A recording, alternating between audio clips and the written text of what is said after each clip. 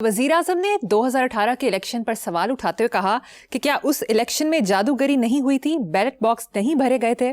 تحقیقات کا بہت شوق ہے تو آ جائیں، دودھ کا دودھ اور پانی کا پانی ہو جائے گا۔ 2018 الیکشن کی تحقیقات کر لیں، اگر وہ حکومت قانونی اور آئینی تھی تو یہ حکومت بھی جائز ہے۔ سبحان اللہ، ایک تو میں دودھ پانی تو پانی دے لے کے کرپشن شبانہ روز پتہ نہیں ان کو 4 6 10 محاورے آتے ہیں، رگڑی جاندے رگڑی۔ اچھا، پہلی بات اس کو کہاں سے شروع کریں؟ 2018 یا جو بھی تھا وہ سن، جب ضیاء الحق نے قوم کی گردن پہ کچھ لوگوں کو سوار کیا اس منافق اعظم نے، وہاں سے شروع کروں۔ اور ایک بات یاد رکھنا، اسٹیبلشمنٹ یہ جس طرح وہ اشارہ کر رہا ہے، وہ آدمی اس وقت ہاتھ پواندی ہے جب آپ وائبل ہوں۔ اور کہانی ہے، وایا ہوئے گا تو من نہیں پتا، نا من دلچسپی ہے۔ اچھا، اس بیان کو الٹا کر کے ذرا دیکھو، اعتراف جرم ہے، کیا ننگا چٹا کنفیشنل سٹیٹمنٹ ہے۔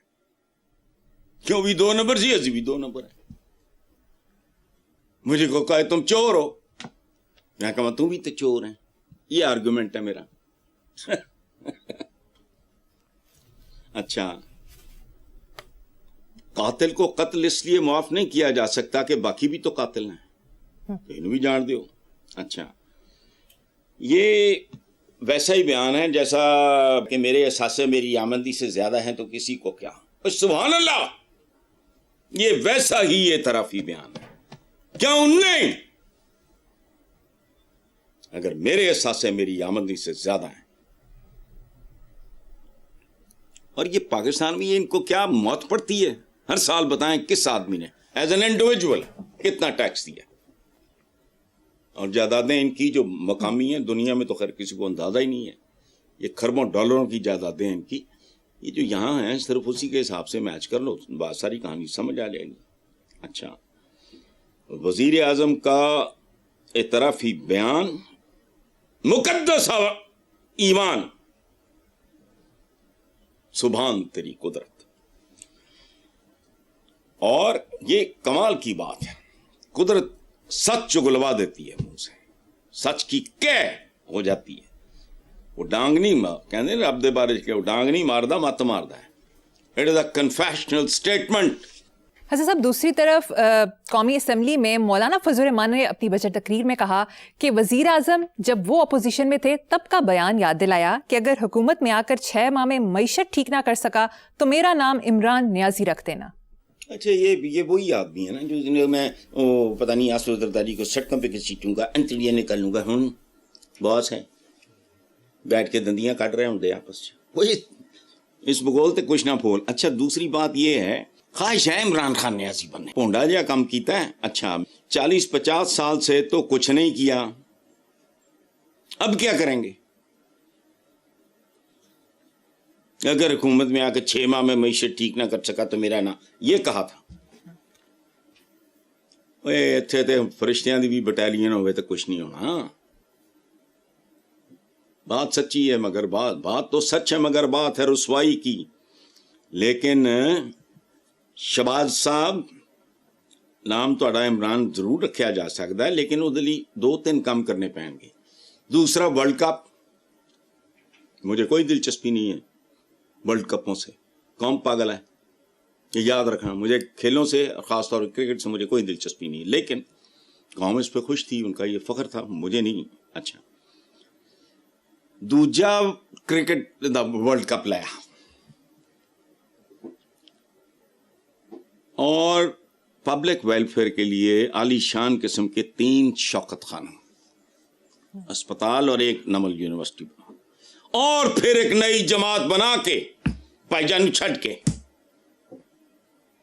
برادر خرد صاحب غور نہ سنو، نئی جماعت بنا، پرانیاں دے منڈ کے توڑ دے۔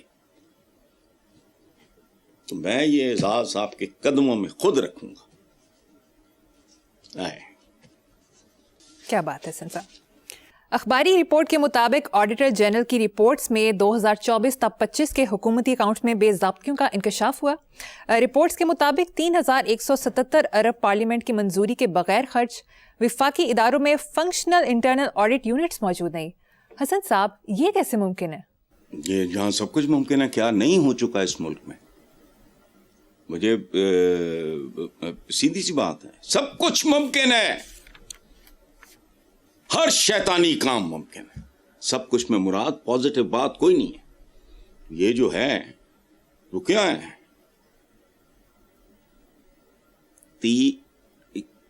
3177 ارب پارلیمنٹ کی منظوری کے بغیر خرچتے کرنا کی ہے. پارلیمنٹ پالی کا دلیے یہ کائے کے لیے ہے؟ پھر وہی بات، ظالماں نیلا تھوتھا کھوا دے، پلا نہیں دے کھوا دے. اچھا، ویسے اس طرح کی رپورٹس عام ہو گئیں، اب ان میں کوئی اثر رہا نہیں. دیکھ کے مجھے بنارسی ٹھگ یاد آتے ہیں. وہ بہت سفاک تھے، بہت ظالم تھے، بہت بے رحم اور بہت بڑے لٹیرے تھے، لیکن اپنوں کو نہیں. اچھا، ان میں ان کا مذہب بھی ٹھگی تھا. اس میں مسلمان بھی ہوتے تھے، ہندو بھی ہوتے تھے، ہر طرح کے لوگ تھے. امیر علی ٹھگ ایک لیجنڈ ہے، ٹھگوں کے بھی لیجنڈز ہوتے ہیں نا. اس پہ گورے کی کتابیں پڑھو تو تمہیں پتہ لگے گا کہ یہ جو مت ہے نا کہ ٹھگ اور ٹھگی ختم ہو گئی، نہیں، انہوں نے بہروپ بدلے. ٹھگ اور ٹھگی پاکستان میں عروج پہ، کل بھی تھی، آج بھی ہے، جب تک چل سکتی ہے چلے گی. لیکن سبحان اللہ، بنارسی ٹھگوں کی تاریخ پڑھو، پتہ ہے کہ کتنے خوفناک لوگ تھے. قافلہ لوٹا، یہ واردات کی، جو بھی بندے مار دیے، بندے مار کے اجتماعی قبر میں دفنا دیے. وہ 10 ہیں، 20 ہیں، 50 ہیں، جتنے بھی ہیں، اجتماعی قبر، بڑا کھڈا، اس میں لاشیں پھینکی، مٹی برابر کی، اور اوپر ارد گرد اپنے خیمے، مسلسل اس کے اوپر آگ جل رہی. کیوں؟ کہ کبھی کوئی سوچ بھی نہ سکے کہ یہ ایک اجتماعی قبر ہے. یہ تو نشان بھی نہیں چھوڑتے، وہ بھی نہیں چھوڑتے تھے. قبریں ہیں تو ماتم کرنا کر لو، وہ ہمارا پیشہ ہی. اور جن کا دیکھو، بات سنو، ایک زمانے میں اب بھی ہوتی ہوں گی، مجھے نہیں پتا، انہوں کہندے سی سیاپے دیاں نینا. وہ مر گیا تو باقاعدہ پروفیشنل عورتیں آ کے ماتم کیا کرتی تھی.